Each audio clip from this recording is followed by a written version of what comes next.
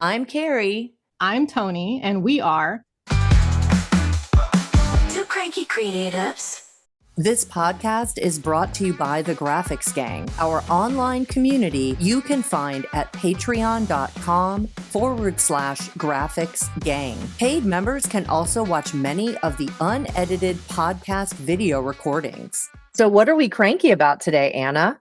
I'm cranky about some color themes. Especially, I'm very, very cranky about people being afraid of color. Nice. I think that's like my main crankiness today. Though I can be cranky about a lot of things. Like sometimes I come to these kind of conversations and I'm always very uplifting and positive and giving people hope. But today I'm so cranky about color themes that I'm even dressed in black. Oh, I love it. But we do you're not wearing color, so that's funny. We do kind of have like color. a black theme happening across all of us, have black at some level on. So awesome. Welcome to the show, Anna. We're so happy to have you. We are doing a bonus episode on color that we're bringing into season 1. Tell us a little bit about yourself. Sure. Well, my name is Ana Bianchi, and I love color. So my website, my Instagram, everything I do is around Ana Loves Color. And I'm an artist, designer, illustrator. I like crafting, I like gardening. I'm always doing something creative. And over the years, really color is what has connected all these different creative endeavors that I've been involved with. Lovely. That's so great. And thank you so much for being with us. I know that color is something that has given me no end of frustration as I have kind of like done this journey. In fact, I even started out in an abstract art form that was just like black micron pens. Like there was no color involved whatsoever. Yeah. Because I was just like, I just can't deal with color theory and attempt to be creative too. I just can't do this. And so I'm really grateful to have you on because I think that color is something, and not just color, but like using color in a way that is pleasing, but still like finding your color voice. Like we talk a lot about like your artistic voice, but I don't think we talk a lot about, we all have a color voice too. You know what I'm saying? Like, Carrie, I remember you talking about you having a moment where you changed your color palette and that being a huge thing for you. You want to talk about that a little bit? Yeah, actually, it's funny because I'm going through my portfolio now. I'm reorganizing my files and I'm changing colors again. But no, when I first started out, when I first got into surface design and I was like, okay, I want to try to license my art. I was looking at what else was out there and I was looking at these companies that I wanted to license my art with. And instead of being myself, which is a very outgoing, loud person that is loud, just like loud color. I was like, oh, well, if I want to work with these companies, I have to fit a square peg into a round hole. And so I used all these muted colors because I thought they looked, quote unquote, mature. And the thing is, I am not mature. I am super immature and proud of it. And I love being like fun and embracing my inner child and using bright colors. And so I felt like weird doing that, but I thought that was the right answer. And I noticed that I wasn't really getting a lot of like responses to my pitches. And then all I did was, thank you, Adobe Illustrator, how quick this was. I went through and was like, you know what? I'm tired of trying to be someone I'm not. I'm going to edit my colors in all my collections and update them to the colors that I want them to be, which is crazy, fun, kid friendly. And I pitched the same stuff again. And then I started getting positive responses, or even just even if it was a no, I wasn't getting no response. I started getting, we love your art, but it's not right for us right now, or this is a bad time, but please we'll keep you on our list.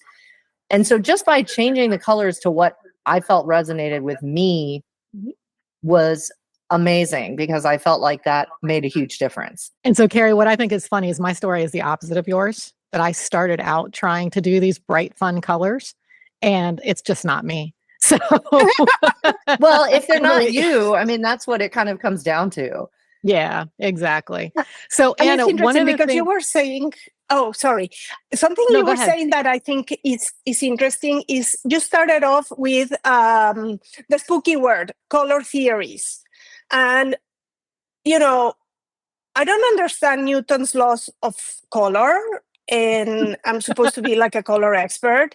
I don't really care about color theories, and I absolutely hate the color wheel because I think those are things that don't help people. So in the list of things that made me cranky, all those things are there because people stop short of enjoying color and using color. I mean, not just artists, just like regular people in their daily lives. They stop short at using colors because they are afraid of colors, and part of it is they don't understand the theories. They think they need to study the color theory to use colors and the reality. And it goes back to what you were saying, Carrie. Color is unique to each one. It's a personal experience. It's not something that can be dictated from the outside. So, I mean, maybe you were trying to use these quote unquote mature colors or muted colors or trendy colors. And I don't even gonna go into the whole trend thing. And then when you went back to using colors that are true to you, I mean, that's when you stand out and that's when you make your best work. And obviously it takes practice to get to that place where you know what's your color voice. But that's basically the bottom line why I wrote the book, this one back here, the Color Curious book, to help people discover their color voice through like a lot of playful ways and like very theoretical ways to approach color. Yeah. So Tony, I you have just to ask you, you said you started out with bright colors and those were not you. What was your reasoning behind that? I hated the end result. I just hated the end result. It was like, it was too bright. It felt hard to look at. The truth is, I don't enjoy, Carrie, I like your work. You know what I'm saying? And I think you find a balance between bright. I don't think you ever truly use a neon, but you do use bright, fun colors. You know what I'm saying? And I could be wrong about that, but like nothing that I'm thinking about that I've seen says, neon yellow or anything like that. Yeah. But it's bright and it's fun and it's playful and your personality comes through.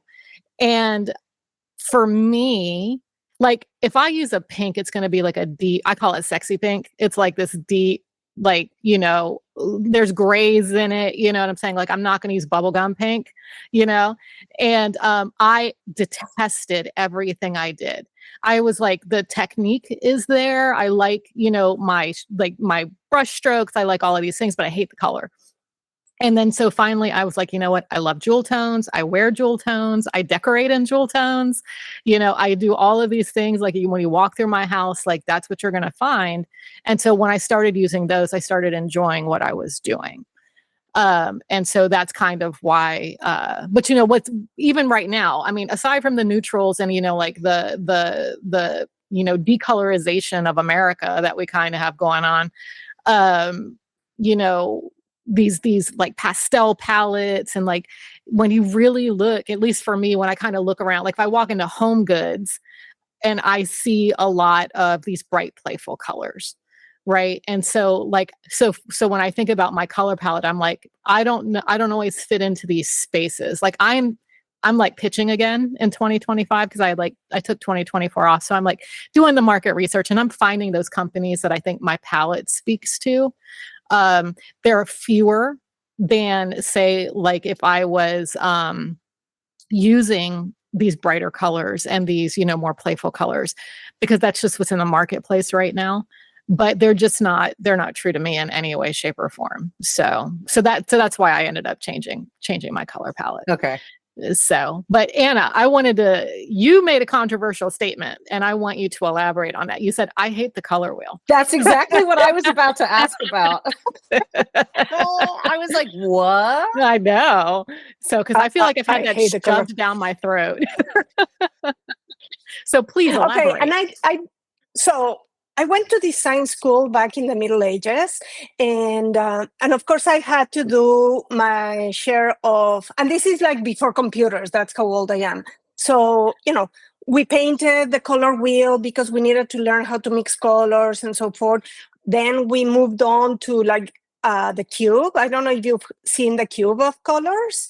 So basically you have to create every single color just using the primary 3 colors and white using wash. And it's basically like there's a primary in each corner of the cube and a secondary and black and white. It's like a torture to create, but I did learn how to mix colors.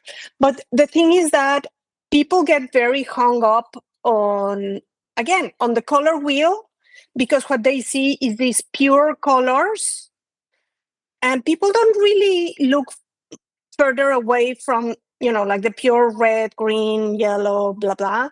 They don't go into like the nuances of each one. They don't go into like the dirty, nice little, gunky things in between.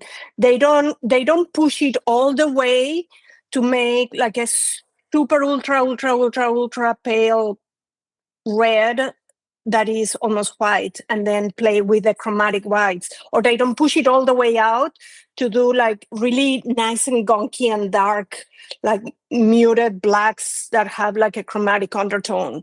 So I think that when people stare at the color wheel, they get stuck in like the basics, or maybe one step away from the basics. So, and also they get very hung up on, is this a complementary thing? Is this like a triad? Is this like an adjacent system? And all that, like, like mental BS about color is just like stopping you from mixing colors and having fun with it. And, something that I do, and again, in this, like finding your own color expression and your color voice, one thing that I think is really fun for anybody to do, and, like one of the things that make me super duper cranky is signature color palettes. There's people. Oh my God. I feel this is attacked. the most controversial episode of Two Cranky Creatives that has ever happened. So there's signature color palettes and signature color palettes. So, people need to realize that we all gravitate to certain colors all the time, no? Like if you were to see like my little watercolor box, these are colors I like a lot. Or if you see my extended watercolor, this is stuff I use a lot. And I like it, and I gravitate to those like bright reds and pinks and blues. I mean, I'm from Mexico. At the end of the day, I like bright colors. But I could have sat with that. So my thing with signature color palettes is that some people are there because they went through a process and they committed to those colors, and they are like, yes, I got here with intention and with professionalism and through a process. Those signature color palettes I'm very okay with. People that just sit in a color palette and decide out of lack of experience, lack of exploration, lack of commitment to, I'm just going to use these 4 colors everywhere because it looks good on Instagram, in my feed, everything very unified. That makes me cranky. All right, I get the difference of what you're saying there. And so, because I would say I probably had, like, if you look at my work, my color palette is somewhat signature. Like there's a shade of red that I love. There's a shade of pink that, like, I just attempted to describe it, that I love. I never use true black. I never use pure white. You know what I'm saying? Like things like that. And so, like, is it always the exact same, white? No. But it is going to be the palest version of whatever I can get to in whatever color palette I'm using. You know what I'm saying? Because you got there with intention. Right, exactly. But but what happened is, and I think I actually used ChatGPT for this. I fed ChatGPT highly low res, by the way, versions of like I want to say 30 to 40 illustrations that I had done, like my favorites, and said, analyze the colors and tell me what I used more than half of the time. And so, and it gave me back. Yeah, and it gave me back like, these are the hex codes that you're using more often than not. And then I was like, and I still kind of tweaked because, I did give it a low res version, but I was like, oh, so that's kind of my signature palette. Like, because this is what I'm using and going back to again and again and again. And so that begins to define my brand. So. And I do have colors that I go to back and all the time. And it's funny. I did a similar exercise, but in an incredibly analog manner. So I created in Photoshop like contact sheets of sorts of every single piece of art that I've made that I like to a certain degree or that I love. So it was like, basically, I mean, I don't know. It was a lot of pieces, and then I cut them out, and I spread them out on my dining table, and I started moving things around, kind of like by themes, by groupings, by everything. But after seeing that panoramic view of everything I've done on the table, which that kind of panoramic view is hard to see in a computer. That's why I did it, analog. There is a hot pink that I love. There is a red that I love. There is definitely cobalt. There's a temperature to colors that I gravitate to. But then there's like a whole set of additions that I've come to through exploration, through commitment, through creating the art for the book. Really opened my eyes to. I mean, right now I'm like absolutely obsessed about chromatic blacks, like those blacks that have like a bit of green and a little bit of purple or eggplant, those like kind of things I absolutely love. Or the chromatic whites I absolutely love. So and then I did like an interesting exercise that whomever wants to explore more like the color voice, this was like a fun thing. I bought a box of like cheap wash from online. Like I think the box of like 36 colors was like $16, and I started mixing color palettes like crazy. So it's like I have totally random colors in all these palettes. Some are muted, some are dark, some are light. And I was going very intuitively, mixing each one of these palettes. I mean, normally I would never work with these. But, and just now for it's everybody a nice listening, palette. we've got sage green. I think those are cool. Sage green and some bright purples. Yeah. I think they're cool, but they're very unexpected. I will say that. Yeah. Yeah, and like the very pale pastels with a pop of that makes me think of an ice cream ultramarine cone. blue. Yeah. Or like this bright and poppy orange, turquoise, and green, then with like a very muted deep brown. So it was an exercise. I created 40 or 50 palettes. This was for a class I taught on surface pattern design with paint, and but it was like a brilliant exercise for myself just to play with things I'm not used to. And like I really think that a comfort zone is like the most dangerous zone, because then you get complacent with your own work. So these kind of hacks and these kind of ways of pushing your work beyond the obvious, beyond the comfort.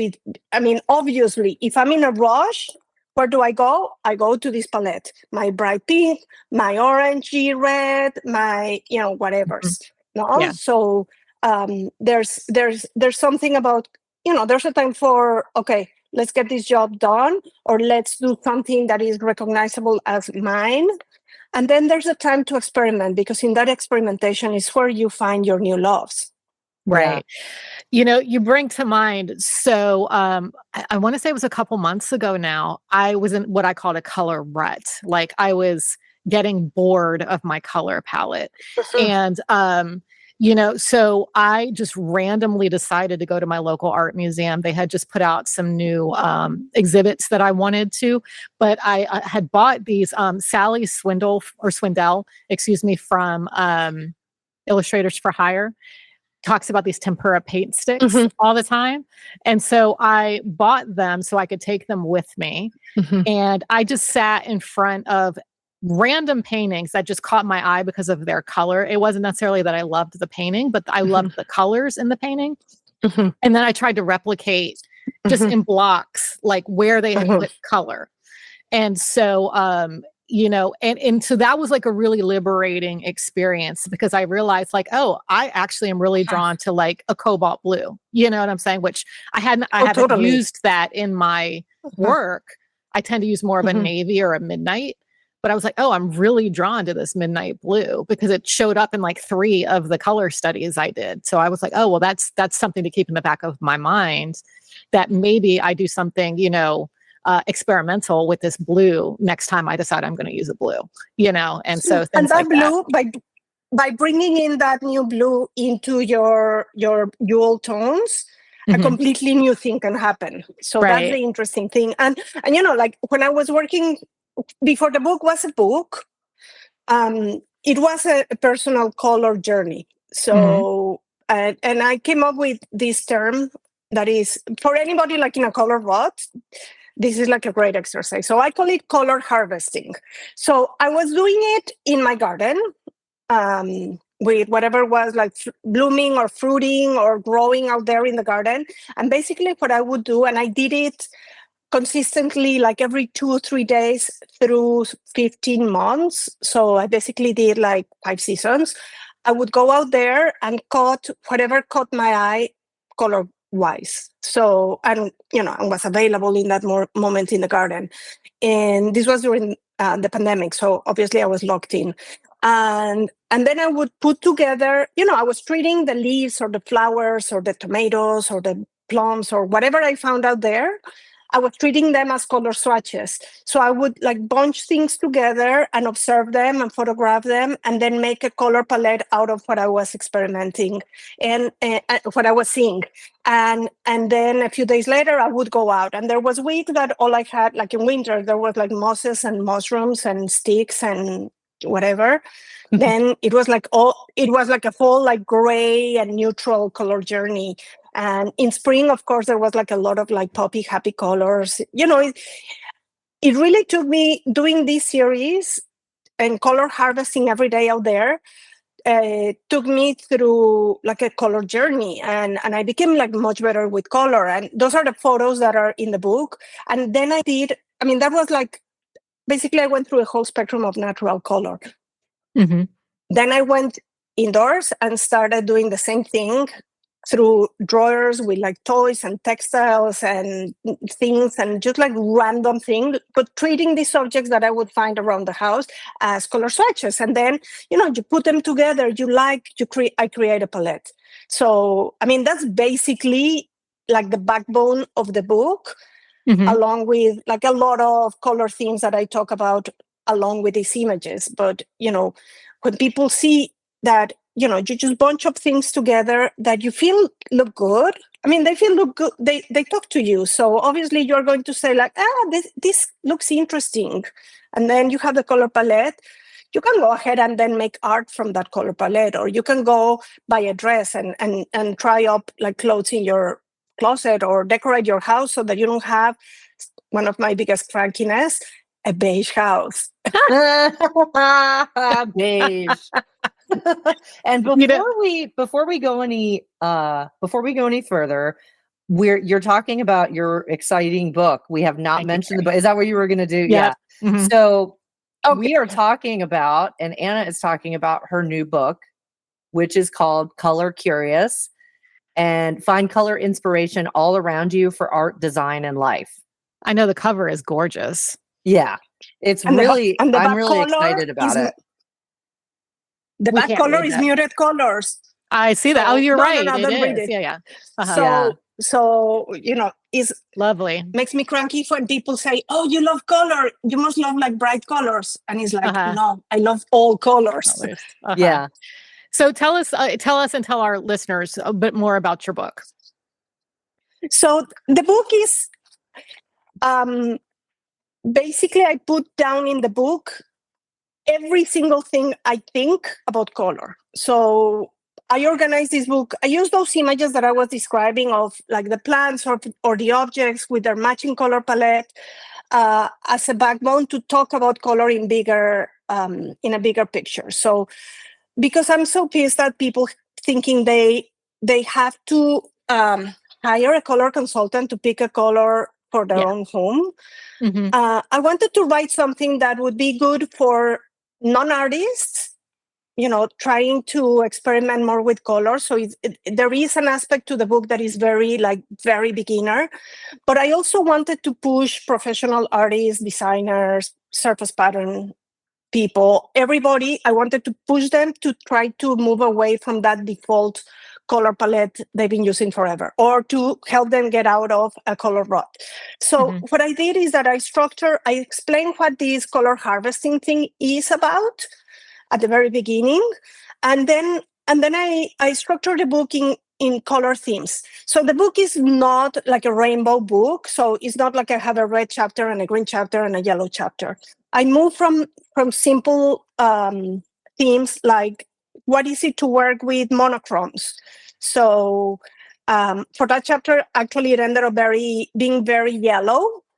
But I tell people to consider yellow in all its glory, from like the more orangey to the darker ones, etc., and then work with it. And then I move on to, okay, we all have a favorite color. So how can we use this favorite color plus? So here is where people are starting to experiment. And I use for each one of the chapters, I wrote an essay on that particular subject matter that includes a lot of references to art history, references to teachers. I learned a lot of about specific things of color. So that upfront text in every chapter is like really juicy. And then we move on to the images, and then in every chapter there's a couple exercises for people to give it a try. So I talk about complementary color systems, but not in the context of the color wheel. And then then triads. Then I dedicate a whole chapter to black and a whole chapter to white. Then and this is like one of my secret loves. Then I have like the neons. I love a neon, a good neon. And I especially love it combined with like very muted things. So, and then, there's something about color that is not just like this aesthetic thing, but it's color that carries meaning. So I talk about when colors get old and what happens with time, and how history and vintage and all those kind of muted colors tells us something else about the meaning of the piece of art. And then by the same token, I move on to, as I was saying, I'm Mexican. So obviously for me, the theme of color related to a country or to a culture is a very strong component. And I think that color conveys that. So I did delve a little bit into color, cultural appropriation, and what I think is the proper way to use your inspiration when you revisit other cultures. But art from other cultures is like a great source of color inspiration. Yeah. And so in a nutshell, those are some of the themes that I visit through the book. There's a lot of interviews that I did with artists and designers and art agents on themes of color that I think are also quite interesting. And then the whole idea of the book, really, the photos are really fun all throughout the book. I'll show you this one in case people see this on video. This is about white. So we start with like the very, very lightest whites, but in reality, it's like the chapter is called "There is no white," because there's actually no pure white. And like my intent with this book is that people find joy in color, that people move away from that like status quo they currently have, whether it is the beige house or it is I only use 3 colors for everything, or I'm afraid of color, or I don't understand the theories. This book is meant to move anybody at any level towards a place of exploration and joy and curiosity, really, about color. And there's a lot of ways that I mention at the end of the book on how to keep on using the book. I hope everybody, their book ends up like covered with paint, like Like if it was like a trusty, like pasta book that ends up covered with tomato paste. So, and then they have to buy another book. So that's my hope, that people go ahead and messed up this book so much because they felt inspired to make so much art that then they need to buy another one. But, I love that. So in a Yeah. nutshell, that's what the book is about. And in my Substack, I created a Substack that is also called Color Curious, that I invite people to check out, where I'm talking about some of the things of the book, but also some new things around color. So it's just like a color-centric Substack that I'm just putting my stuff there for people to feel inspired and grow as an artist, or just become better observers, or develop their eye for color, you name it. And there's one more thing that was very important for me with the book, is that the book started in my mind as a coffee table book of, oh my God, look at these images, they are so pretty. Because the images are really pretty, because nature is just such talented artists, right? But as I wrote it, and as I created the exercises and created all the content, it really became more of a service to society, I want to say. It's like, I receive a lot of knowledge from teachers, and I'm just passing them along with my own knowledge or my own experience. And so, that's what I'm hoping this book achieves for anybody that gets it. And yeah, so that's in a nutshell. It was more like a coconut nutshell, not like a tiny little. No, I'm glad. But I'm very excited about it. I think your book sounds amazing. And, I love that it's like you're giving people permission to enjoy themselves, because art, especially for us commercial artists, so much of our art ends up being, who's going to buy this? What is the market going to think of this? And it's not about creating from within yourself, or is my grid going to look consistent? I have to use these colors. And the thing is, that's all based on like external forces, but color is such a personal thing, and it evokes so much emotion. You have a relationship with it. So to then let it be, your color choices be dictated by someone else, or what you think someone else wants. It's nice that you're basically telling people, look, you don't need to do that. You can find it within yourself and play and have fun. So I think that's awesome. And you don't need to, and whatever you experiment with, you don't need to share it. It can be just for you. Yeah. If you don't feel it fits with your commercial mandate or whatever, we all have clients to serve and everything, and there might be color limitations, but for your personal art, you can do whatever the fuck you want. Yeah, exactly. I love it. Exactly. Absolutely. That's so funny. So the thing that I think is really funny is kind of like two things. One, two of my favorite paintings that I did recently, or whatever you want to call them, because I did them in Procreate, but like two of my favorite illustrations that I did recently are both happy accidents when it comes to color, because I was, I had pitched this, I pitched a champagne bar, and they ended up canceling the project, tariffs, whatever, we won't go down that. But, but I had done this mimosa illustration, and they had these gorgeous stripes that I was trying, like in the bar that I was, because they wanted wall art for the bar. So I was trying to bring in their decor, and their stripes were like this muted pink or whatever. And so I was like bringing that in, but the pencil slipped, and I ended up hitting this like bright fuchsia. Right. And then I was like, oh, I really like that. And I had done a classic mimosa. So it was like orange juice. Right. So I loved that combination so much. I don't know if y'all can see it behind me, but I have the bubble tea on my wall back there. Yeah. So then, so I go to my local boba tea shop, and I always get the citrus lord. And I decided, this idea for this bubbling bubble tea came to mind. But I was like, I really like that pink that I accidentally put into that mimosa thing. So like, let me bring it over here. And so I just laughed, because it was like total accident. I literally dropped my Apple Pencil and was like, oh, that works.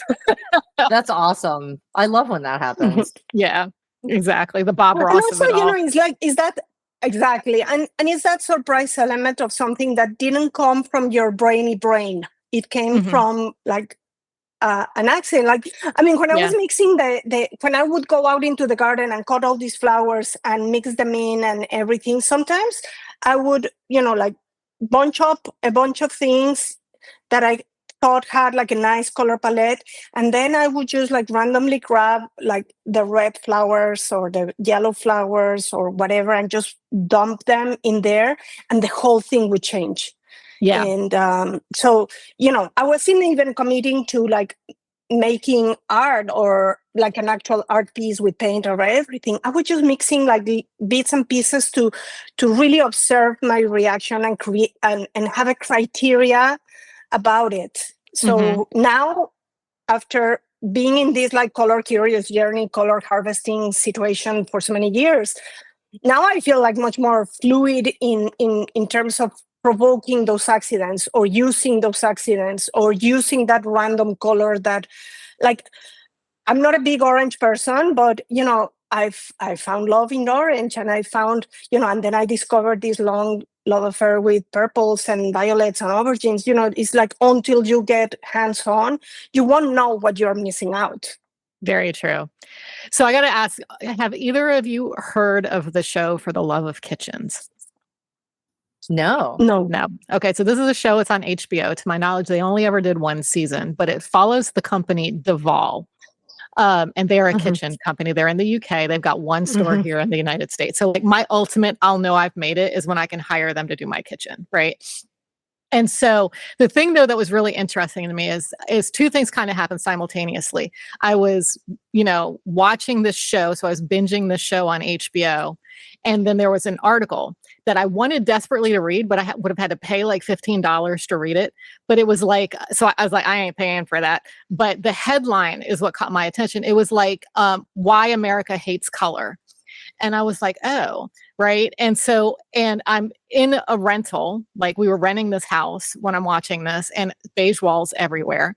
And, and then so if you watch the show, the thing that's really cool about Duval is they have put like color everywhere in the kitchens. We're talking blue cabinets, green cabinets, like everything's just color. And they're going to all these cool houses in the UK. And then like you seeing all like lots of, some of these houses go back to the 1700s. And so there's like wallpapers and, all of this stuff. And I'm watching this and I'm going, what in the ever loving fuck? Why am I living in a beige house? Right. And so it was because like, of the realtors. The realtors, yeah, exactly. are I was going to say, because culprits. it's not your house, because you can't change it. Home Depot unfortunately. and the realtors. It's a But conspiracy. So then my act of rebellion is we bought a house, and I put a little bit darker than the blue that's on your wall, Anna, but it was like this somewhere between electric blue and midnight wall around my fireplace. And I was like, that's my act of rebellion.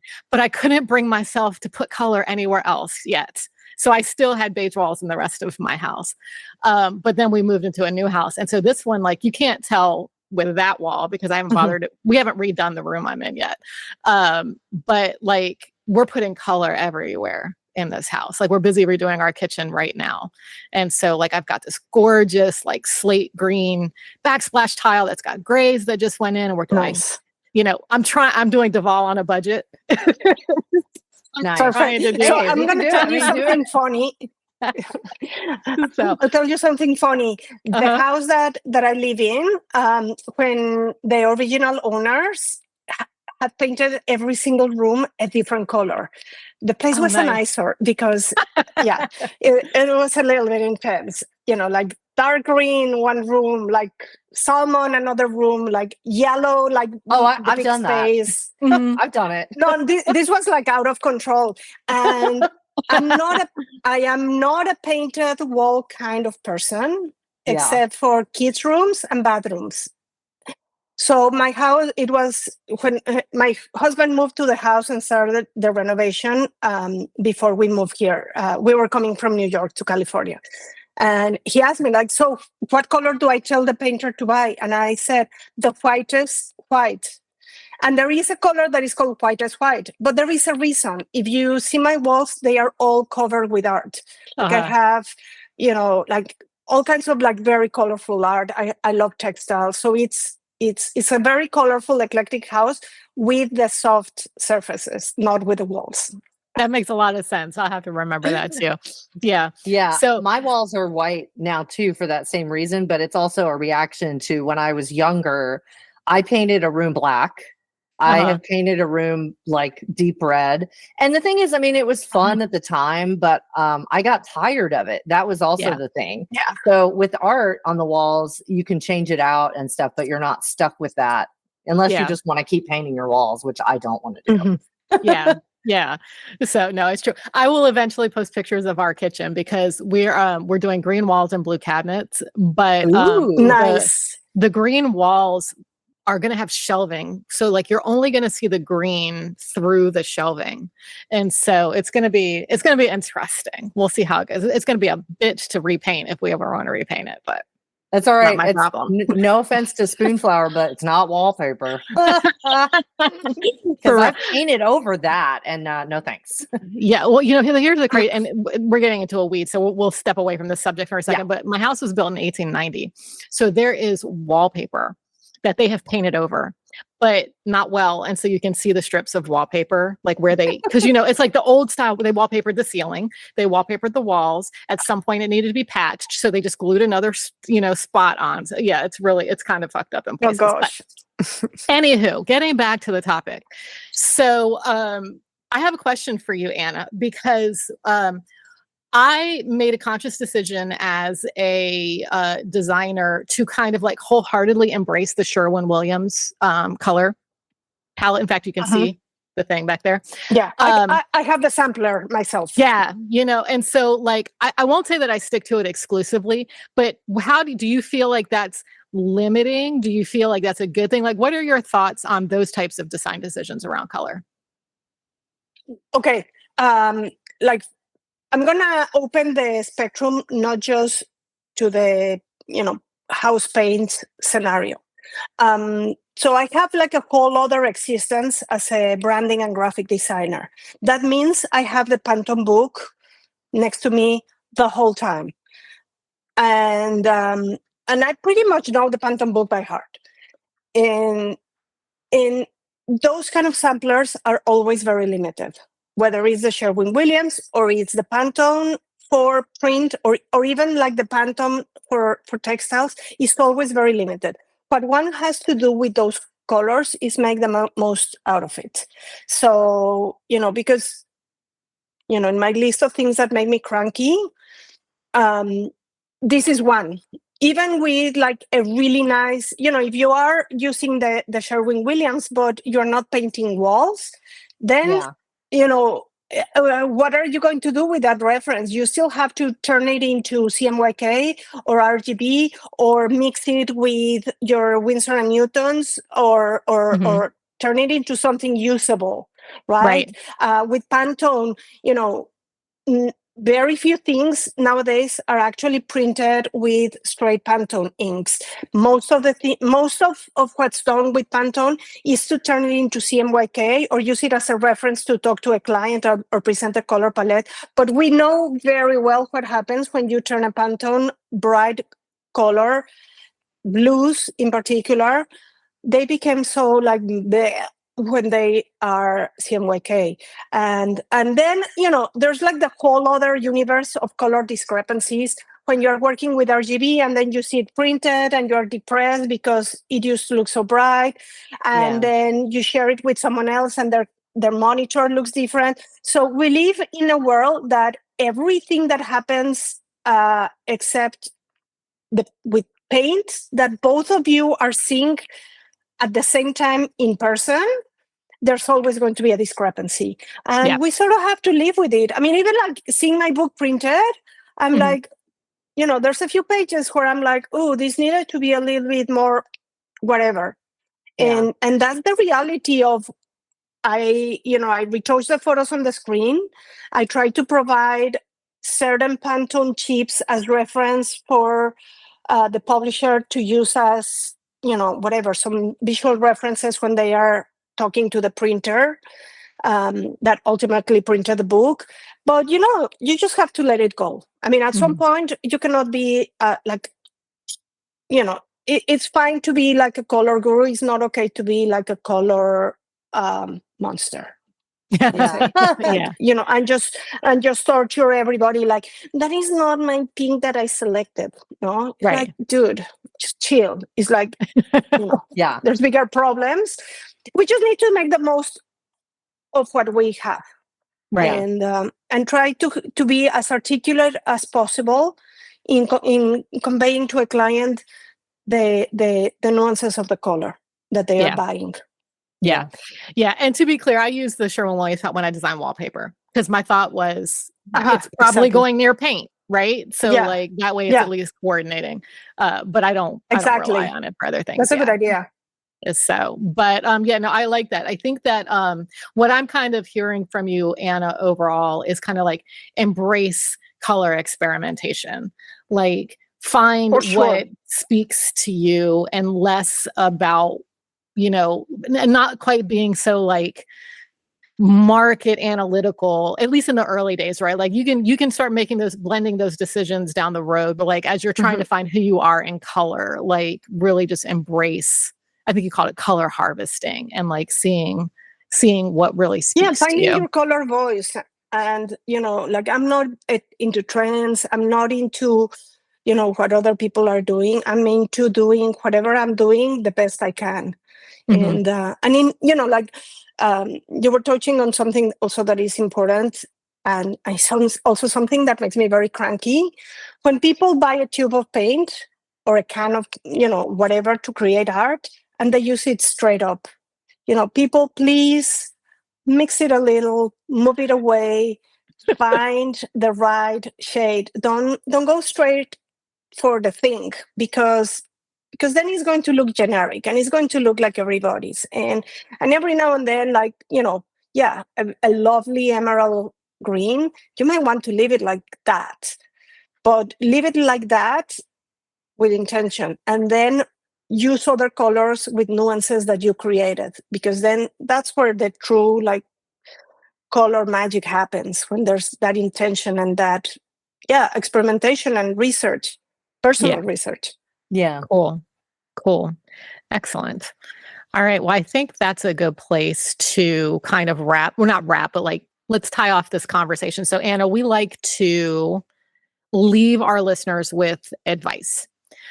So I'm kind of I'm kind of forcing our guests to be last, because I want you to be the last voice on color before we move into the next segment. So Carrie, what would you say to our listeners about color?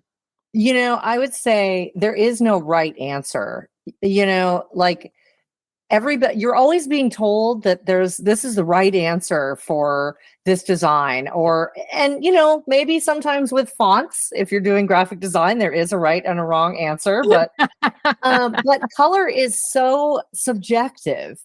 And so I would say, for me, once I stopped worrying about, what the right answer was, and was just true to myself, I found that not only was I happier with my art, it resonated with other people because it was more me, I guess. So yeah. Don't worry about the right answer. There is no right answer. There is no right answer. And so I know the right answer, Carrie, is no, I'm just kidding. So for me, I would just, I think I've said it a couple of times, there's just experiment, like go with your gut, I guess is really more of what I would say. Cause like I started paying attention to how I felt with the colors I was using. And not trying to force myself to use colors that didn't feel good.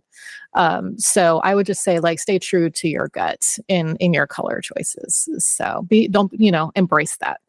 All right, Ana, what's your final piece of advice for our listeners? Play with color when nobody's watching. Oh, I love that. I like that. Cool. All right. Well, so that means we're going to head into our hot seat questions. And so hopefully these are fun and not too hard. So our very first one, and I just cannot wait to hear what you say to this. But on Ana, what is your least favorite color? Okay. So I love all colors. So what I always say is that there are no bad colors, just colors in the wrong company. So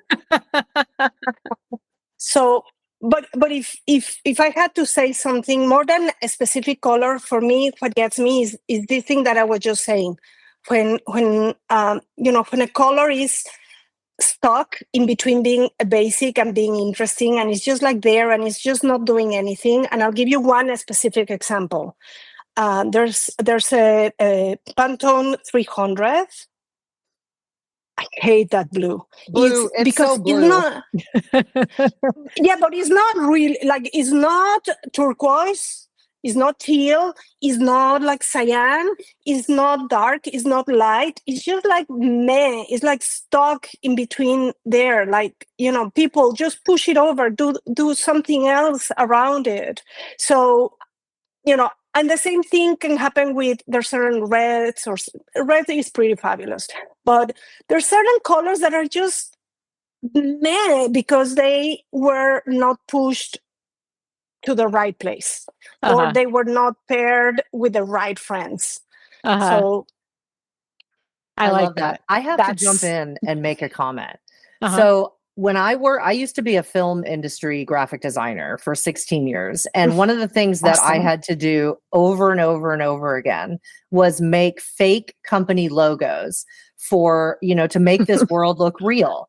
And so I was a lot of boring. I mean, I loved it, but I had to do a lot of boring corporate logos that looked like they would be in the corporate world for hospitals. I'm talking about really boring stuff here. Insurance companies, scenes in movies and TV shows. Do you know what my go-to color was? Because I used Pantone for anytime I wanted a hospital or something to look corporate in the film industry, because that's what my boss has always said yes to, is PMS 300C. So that stupid color is. Try to describe it a little bit for our listeners.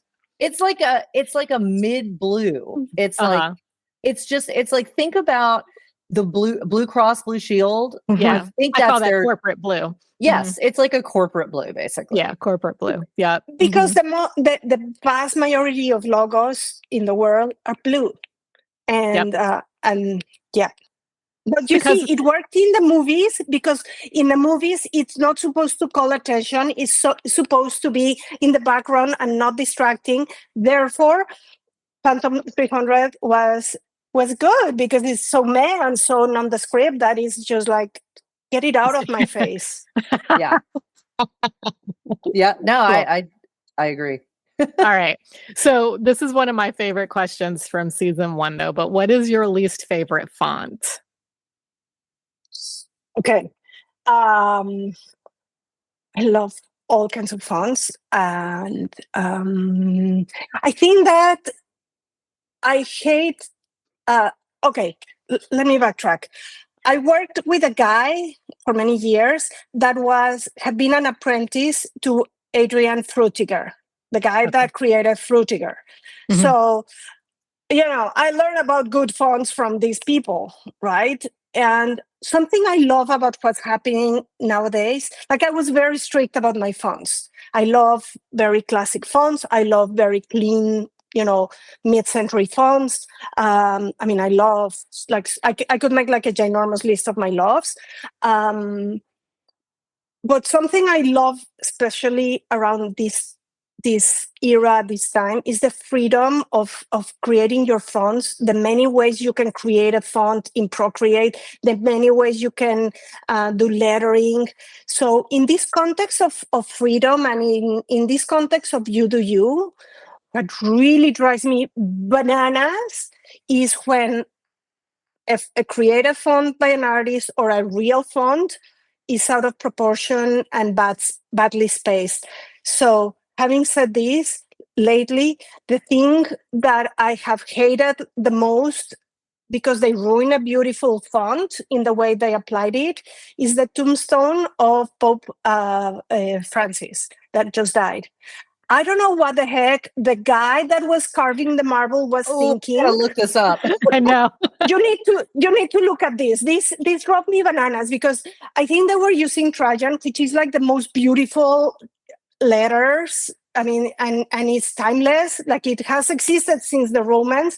But the dude, I think what they were doing is that they had like each letter in a little square, and then they put the square, one square, and then the next square, and then the next square. But they were not like adjusting the spacing. So in terms of typography, that's the latest, most hated thing I've seen. I can get Yeah. with that. I can get with that. I can tell when people stretch their fonts. They're like, oh, it's not quite as high as I wanted it to Oh be. my So they God, yes, stretch please. it. No. Yeah. So again, I think there's no bad fonts. There's only mistreated fonts. I Yeah. hear you. I hear you. Okay. All right. So 2 more questions. So what is your least favorite platform? And it can be any platform that other people seem to love, but you just can't stand.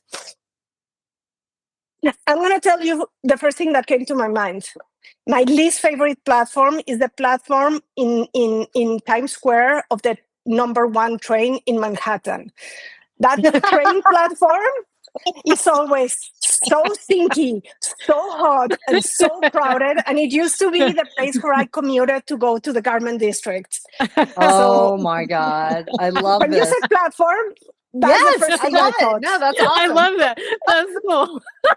Now when I go to New York, I'm going to have to go look for that just to Right. see what it smells like out of curiosity. Oh Right. my gosh. Yeah. No. For But, me, it would be Union Station in DC. That would be the subway platform I can't stand. But yeah, go ahead. Go ahead. Exactly. But I guess your question was not about train platforms. So, I love your answer though.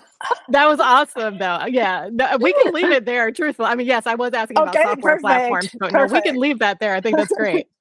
All right.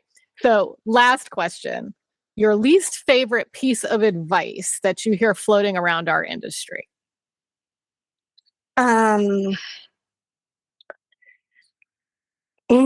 Such a hard question.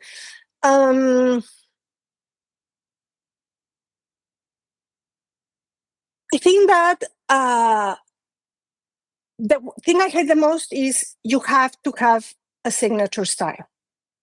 Okay. Yeah. I think that creates so many, whichever way you want to phrase it. But people in our industry are constantly told they have to have a style, and you have to have a style. And style is not like something you find one day and that's it. It's a done deal. Mhm.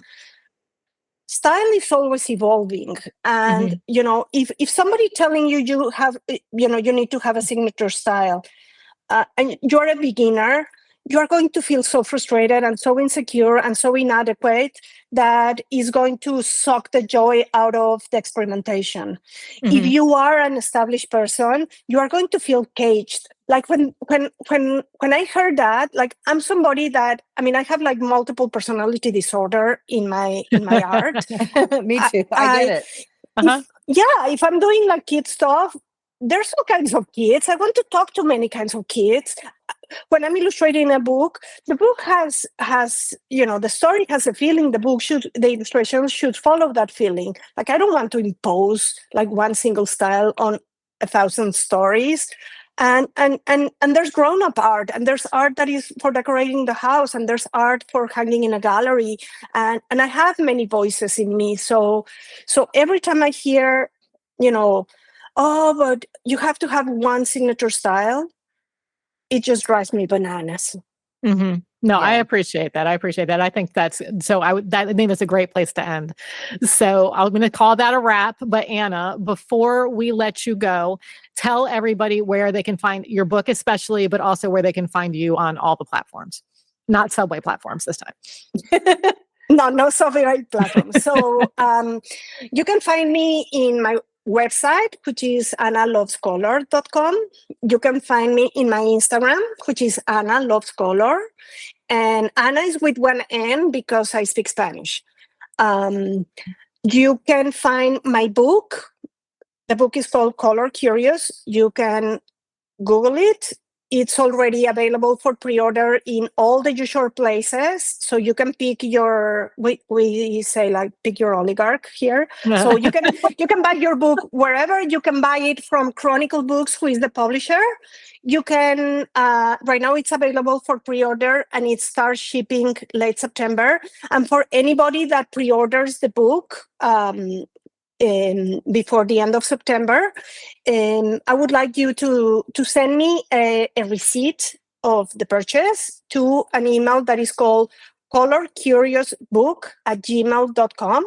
So what I'm doing is everybody that pre-orders is going to be invited to a class about color with me that I'm going to be teaching on September 19th.